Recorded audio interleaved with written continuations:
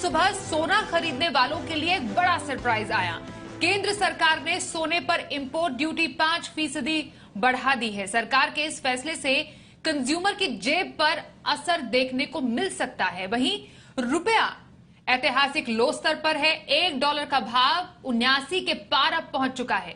इन दोनों ही खबरों पर मुंबई से हमारे साथ हमारे सहयोगी जी बिजनेस के कमोडिटी एडिटर मृत्युंजय कुमार झा से बातचीत करते हैं और समझते हैं आपकी जिंदगी पर और अर्थव्यवस्था पर कैसे असर के रूप में हम इसको देखते हैं। मृत्युंजय, सबसे पहले आपसे समझना चाहेंगे, जो एक गोल्ड पर इंपोर्ट ड्यूटी बढ़ाई गई है उसका असर कंज्यूमर पर क्या पड़ेगा?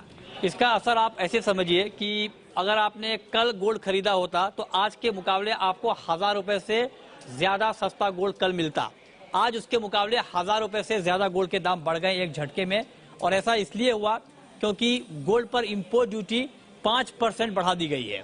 और ये 5% ड्यूटी बढ़ने के बाद जो इंपोर्ट है वो करीब करीब 2500 रुपए महंगा हो जाएगा।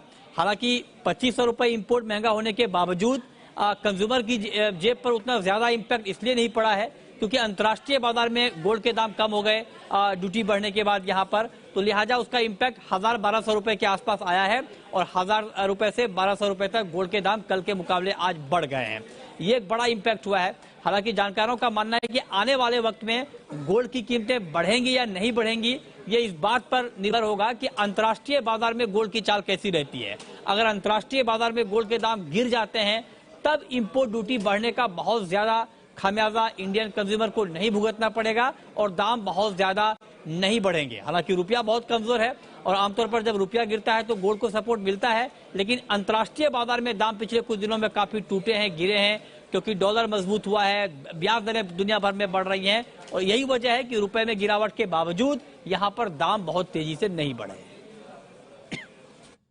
बिल्कुल, सोने पर तो बात हुई और आपने रुपए का यहाँ पर जिक्र किया। जो हम ऐतिहासिक लो पर रुपया अभी देख रहे हैं मृत्युंजय, कौन सी बड़ी वजह है जो इस कमजोरी में बहुत ज्यादा योगदान दे रही है?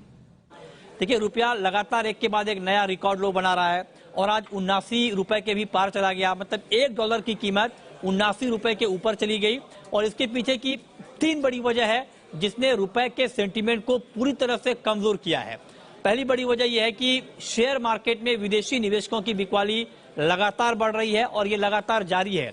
इसी साल अब तक विदेशी निवेशकों ने करीब करीब 2,83,000 करोड़ की बिकवाली इंडियन इक्विटी मार्केट में की है। उसका एक बड़ा इंपैक्ट हम देख पा रहे हैं। दूसरी बड़ी वजह है कच्चे तेल का महंगा होना।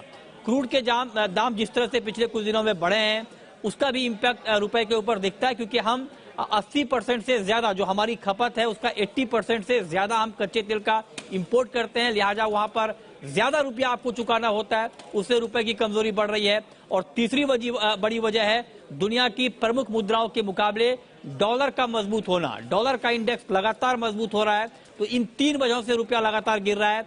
फॉरेक्स एक्सपर्ट जो हैं, जो करेंसी मार्केट के जानकार हैं, उनका मानना है कि रुपए की ये कमजोरी अभी कुछ और बढ़ सकती है।